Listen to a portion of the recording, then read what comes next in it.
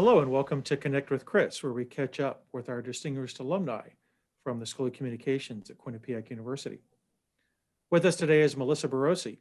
She's a communications director for Congressman Gregory Meeks of New York. Melissa, thank you for joining us today. Thank you for having me. So what is all involved with being a communications director for a United States congressman?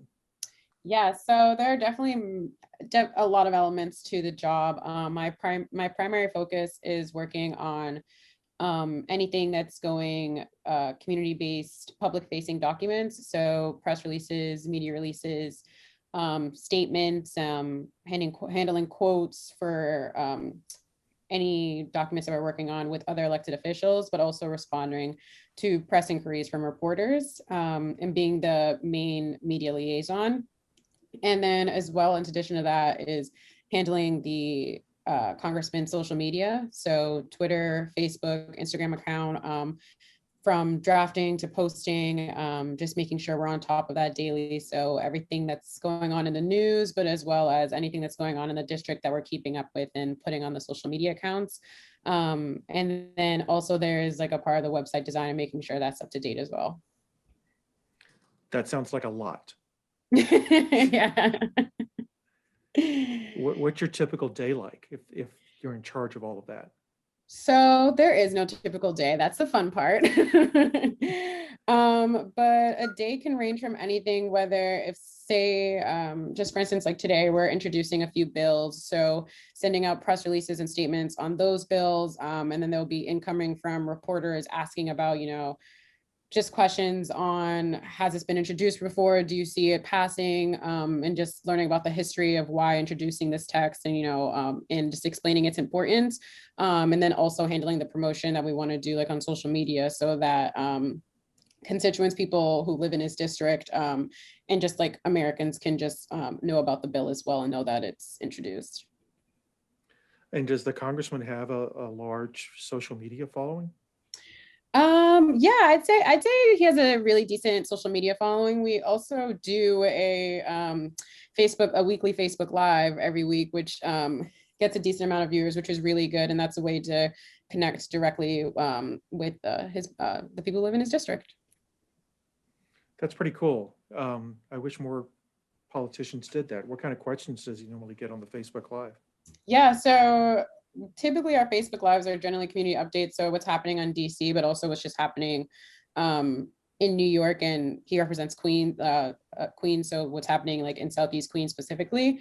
And a lot of questions will be related to either legislation that previously went. So like the new COVID bill, the American Rescue Plan. So there are questions on that, like, am I going to get a stimulus check if I make X, Y, and Z amount of money? Like my kid who's in college, are they going to get a stimulus check this time? So questions like that. But then there are also just general questions like, where can I get the vaccine?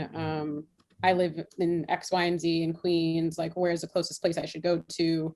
And then just also questions on like his views on policy as well. So it's definitely a big range, which is always interesting to see what people are asking like every week. Yeah. Is there any like particular legislation that he is really involved with right now? Yeah, so he's chair of the Committee on Foreign Affairs. So he's that is one of the big issues. That's one of the main things. That's one of his main focuses right now. Is anything foreign affairs related issues and also financial services. So those are big areas right now. Now, before you had this job, you were working for an office, a government office in New York. Yes, I was working for Department of Consumer Affairs for New York City, but they just recently renamed themselves to Department of Consumer and Worker Protection. And so what were you doing in that job?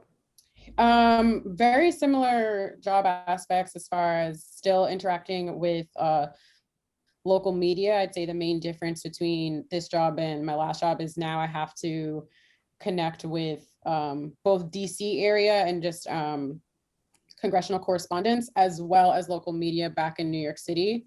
So on a smaller scale, I was doing, again, similar work, press releases, statements, more so op-eds, blog pieces as well. Which one did you like better? I know you've only been in the new job for a month, but I guess maybe let me rephrase that. Why did you decide to make the move? Yes, no. So it's a great question. So I decided to move because this job gives me more, what's the word I'm looking for? I'm able to work on a lot more issues with this job, which is really great. I was really fortunate in my last job to work at an agency that I I really enjoyed working on the issues that we did. Like the main issues I worked on were worker protection issues, consumer protection, student loan debt, and I'm a student borrower myself. And then as far as a lot of the worker protection issues we worked on were also about like paid care workers, and my mother was a paid care worker. So a lot of the issues were similarly related to issues that I deal with in my personal life. But now in my new job, I'm able to work on almost every area because it's Congress. So it touches on everything, which is really great. So I just have an opportunity to work on a lot of different issues, which is really exciting. And then it's an exciting time to be working with Congress. I mean, now we have a new president, we have a Democratic House, we have a Democratic Senate. So it's a really exciting time to be down in Washington. So I thought it was a good opportunity to move. Now you're not in Washington yet. You're still in New York. Yes, When you still in New move down York. there, will your office be in one of the congressional offices in one of the Yes, congressional yes, buildings? yes. So I'll be working on Capitol Hill. Yes, Okay, that is going to be very exciting. yes. No, I'm definitely excited. A little nervous, but excited. Yeah. Now, before you were working for the Consumer Affairs Office, you were working for a law firm. Is that correct? No, I was working for a government affairs firm, so they Government affairs. handled both lobby and communications. Okay. Is this what you were always interested in doing when you were a student? No, I really fell into the world of government relations. Funny enough, I had an internship at my senior year, like going into my senior year of college. I was interning at AFLAC, and in school communications, you need an internship to graduate. And at the dean of communications at the time was like, this is like a really hard internship to approve. Like maybe you should try looking at a different internship that's more related to communications. And I ended up doing a second internship that at the same time that summer, and that was the internship I did for Mayor Bowser. So that so they were both down in the DMV area, and so I was doing both internships at the same time, and ended up not continuing to pursue the internship at AFLAC and just pursuing the one at Mayor Bowser's office. And I fell in love with it, and I really liked it, and I love the intersection of public relations and advocacy. All right, we're going to take a quick break and return with more with Melissa Barosy on Connect with Chris.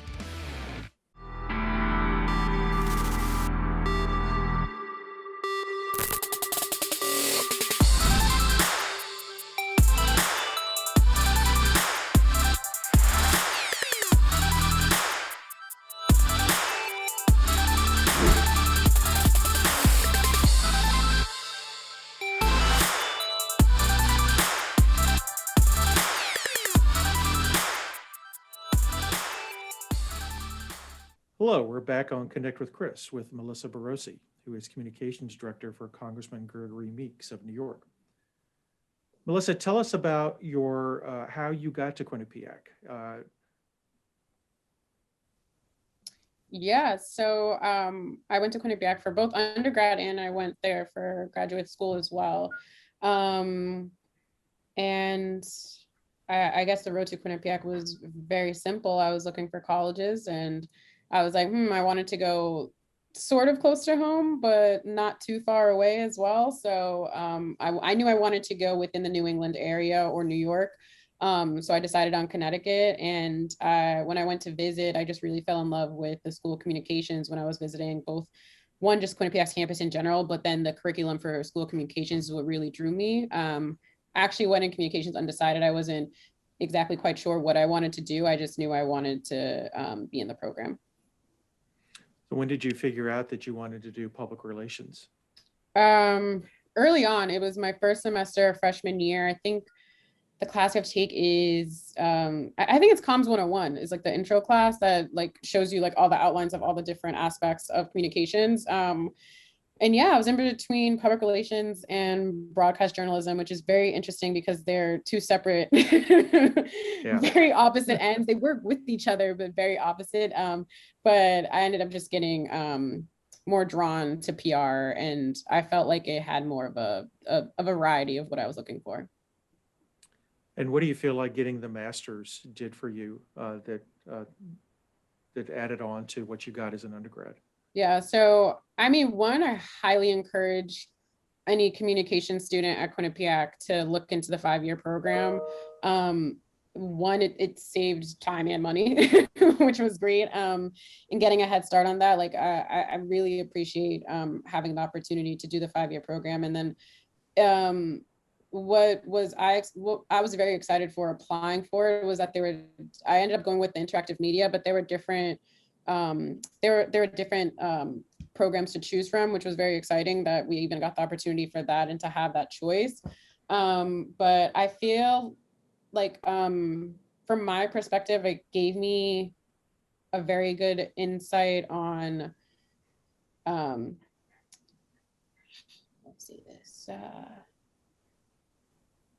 on just different things to look at media wise, as far as I remember we did a lot about social listening and social media analytics, which is very prevalent now because social media is just growing day by day and those jobs are being created every single day. And especially in communications, I mean, it ends up being more of the aspect of the job than you even think it would, or even the company I think it was. So I think it gave me a lot of skills to work on for that. As well as having, it gave me more skills to work on for Adobe as well, which ends up being a plus when you're applying for jobs. There are a lot of jobs I applied for and they said, knowledge for Adobe Suite is definitely a plus. And that was something I got from my master's degree. So that was extremely helpful. All right, I'm going to put you on the spot. What's the one thing you miss the most about Quinnipiac? I miss the most? I mean, definitely my friends. I can say that, right? Yeah. Oh yeah. That's easily the biggest part I miss. And just being in college and not having a different types of responsibilities, definitely. But no, I think just having that support system right next to you. Of course, I still see friends from college that I'm very close with, but I think it's definitely completely different when they either live in the same apartment or dorm as you, and it's not, now we're like states apart, you know what I mean? So I'd say the community aspect of Quinnipiac I miss. Yeah, my college roommate lives in Seattle, so I see him maybe once every 10 years. Yeah, exactly. So, and then through like Facebook and LinkedIn updates, it's probably like the only time you see them anymore. Yeah. Okay, Melissa, this is the part of the show where we're going to ask you a series of questions. It's kind of something that we do to get to know our guests a little bit more deeply. First question: hot dogs or hamburgers? Oh, hamburgers. Well, I can put cheese on it, right? Yeah. Oh yeah, then hamburger. Right. And what else besides cheese? Oh, I'm an everything type of person. Onions, tomatoes, everything. Pickles. Five guys yes. all the way. Nice. Mountains or beach? Beach. And why beach? For sure. Warm weather. Love the warm weather. Love the ocean. So. Okay. Spring or fall? That's a hard one. Fall, because it goes into the holidays and I feel like that just makes people in a happier mood. So. Okay. Coffee or tea? Depends. What is my day looking like? Coffee if it's the morning, tea if it's at night. Okay. And what do you take in your coffee or tea? Coffee, cream and sugar. I like my coffee sweet. Tea, honey or lemon. Nice. Or both. Okay. All right. Sticking on the taste aspect, chocolate or vanilla? Vanilla. And are we talking vanilla ice cream or vanilla shakes or Everything. everything Vanilla, everything. Cake. Trying to think what else. I think you named it all. All right. Mornings or nights? I'm a morning. I'm a very morning person. Okay. Drama or comedy?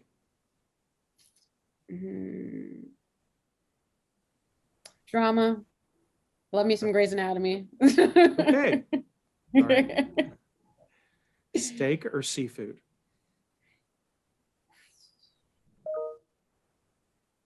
Steak. That was a hard one. That was probably, yeah. All right. And how do you like your steak? Medium. Sometimes even medium rare. Okay. All right. This is a Hamden, New Haven question for you. Pizza, Pepe's or Sally's?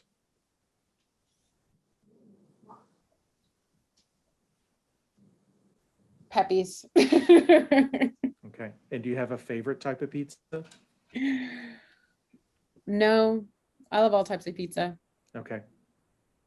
All right. Sometimes I'm simple and I just like a nice pepperoni. Yep. Dogs or cats? Dogs. And do you have a dog? No, I want a dog though. You should get a dog. Yes, definitely. I'm a big dog person. All right, the last one, and we did save the best for last. Red Sox or Yankees? Red Sox. And what would your boss pick? Yankees for sure. Yeah, if he's representing Queens, Yeah. he's picking. Or the maybe Yankees. Mets, maybe even Mets. I'm not sure. I haven't asked that question. I know New Yorkers and Boston sports fans, they clash a lot. Yeah. All right. I would like to thank my guest, Melissa Barosy, for joining us on Connect with Chris. And please be sure to tune into our podcast, Uncommon Grounds, where I speak to School of Communication students about their Quinnipiac experience. Melissa, thank you very much for joining us today. Thank you for having me. All right. See you soon. All right.